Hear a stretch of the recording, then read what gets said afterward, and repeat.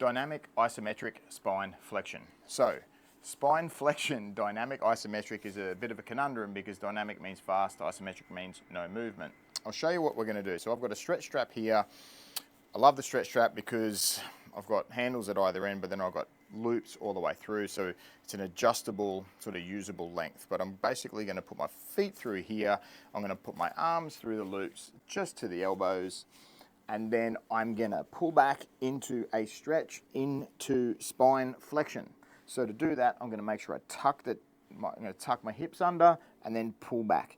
Now the reason I like this setup on the bench is because you've got a lot of different ways that you can adjust it. So doing this exercise, you may be told to just kind of focus on your entire spine, or you may be told to sort of focus on a specific spot. So I can adjust this. If I want my thoracic, kind of keep my lumbar straight, and then kind of curl my thoracic, I'm getting more sort of lines of tension through my thoracic. If I try to keep that straight, which isn't going to be perfectly straight, but just scaps back a bit, and then really try to tilt my hips under, I'm now more lumbar. If I put my feet forward, it's actually even lower in the lumbar, maybe a bit of sacral area.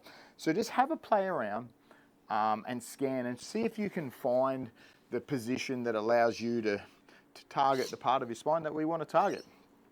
It'll tell you in your program. So we're going to get in here, we're going to get into a stretch. So the dynamic isometric is you're going to do a Pales contraction. So this is you trying to sort of straighten your spine, but not allowing yourself to. So if my arms weren't strapped in, I'd be doing that. But rather than the normal Pales and rails you do, where you'd be kind of gradually ramping up 20, 40, 60, you're going to go from 0, just a stretch, to whatever the required intensity is instantly, and that's the dynamic part. So I'm going to show you what 100% looks like, which you almost definitely won't get. But, so I'm going to get into a nice stretch and take a breath.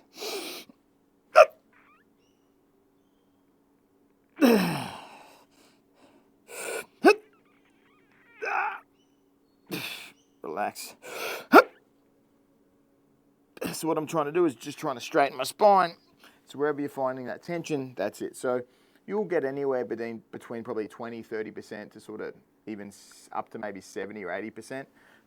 It'll be a while before you get to 100, but it's a different purpose for that exercise. One thing I'll point out though, even if you've got 30%, going from 0 to 30% is hard. Because you're going fast, your body just kind of wants to use more intensity than you're planning. So when you're doing it, so if you've got to do just say 30%, try and do 10. Just be like nothing to that, because you'll always, your body will instinctively just add more because you're doing it fast. So what we're going to be doing here is you're just going to be holding a stretch for probably 2 minutes, and then you'll have a ratio of work to rest. So as an example, you might be, so say if it's a 3-to-1 work to rest ratio, I'll be here and I'll like pull back, 1, 2, 3, relax, but stay in the stretch for a second, 1, 2, 3, relax, but stay in the stretch for a second, 1, 2, 3, and then you would do that for the accumulated time, or the time, which will probably be 2 minutes. So program will tell you where to focus. It'll tell you how long for. It'll tell you what duration to do it for. So it'll be obviously the 2 minutes, but you know, it might be a 10-second on, 5-second off. It might be 3-second on, 1-second off. In that time off, obviously you're still staying in the stretch. You're just not doing the Pales contraction, and it will tell you what intensity to do that in too. Enjoy.